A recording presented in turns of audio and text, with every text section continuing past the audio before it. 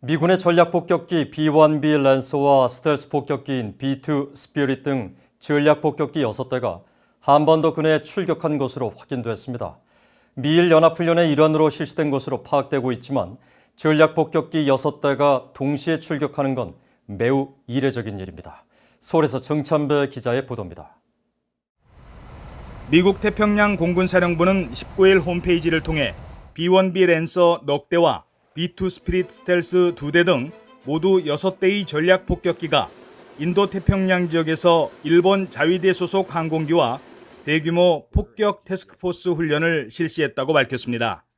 지난 17일 하루 동안 미국 텍사스 다이스 공군기지와 괌 앤더슨 공군기지에서 각각 2대씩 모두 넉 대의 B-1B 랜서 폭격기가 출격했고, 동시에 인도양의 영국령 디에고 가르시아 섬 공군기지에서는 B-2 스피릿 폭격기 2대가 일본 근해를 지나 대한해협 인근까지 비행한 것으로 알려졌습니다.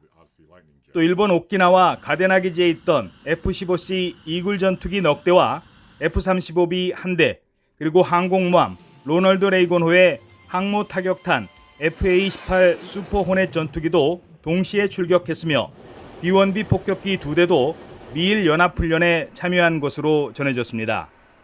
미국 공군은 이번 임무가 언제 어디서든 치명적이고 준비된 장거리 공격 옵션을 전투사령부 지휘관들에게 전달할 수 있는 능력을 보여준 것이라고 밝혔습니다. 케네스 윌즈바흐 미국 태평양 공군사령관은 이번 폭격기 출격에 대해 미군이 선택한 시간과 장소에서 동맹국과 통합적 행동을 할 수 있는 동시 임무 능력을 보여준 것이라고 평가했습니다. B-1B와 B-2 폭격기는 B-52와 함께 미국의 3대 전략 폭격기로 꼽히는데, 이번 훈련에서 폭격기 6대 동시 출격은 매우 이례적이며 중국과 북한의 위협에 대한 대응은 물론 미군의 순환 배치 확대 전략 등 다목적 훈련일 것으로 한국 내 전문가들은 분석했습니다. B-1 같은 경우는 초음속 폭격기입니다. 미국이 가지고 있는 폭격기 중에서 가장 속도가 빠른 초음속 폭격기가 B-1이고, B-2는 레이더에 전혀 탐지가 안 되는 스텔스 폭격기이기 때문에 이 2대가 서로 상호 보완작용 작전을 할 수 있는 겁니다. 이번 훈련은 미일 연합훈련의 일환으로 진행되었고, 중국 및 북한을 동시에 겨냥한 것으로 보이지만 같은 시기 진행되는 한미 연합훈련과 간접적인 연계를 지니고 있는 것으로 보입니다. 이런 가운데 민간 항공기 추적 사이트 노콜사인에 따르면 미국 해군 정찰기 EP-3가 미한 연합훈련 이틀째인 19일 한국 수도권 상공에서 지상과 공중의 신호 정보인 시긴트를 수집 분석하며 대북 정찰 비행에 나선 것으로 알려졌습니다.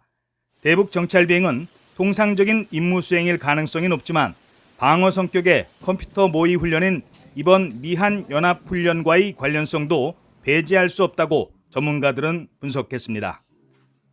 한국 내 코로나 바이러스가 재확산되면서 축소 운영되고 있는 미한 연합 훈련은 오는 28일까지 계속될 예정입니다. 서울에서 VOA 뉴스 정찬배입니다.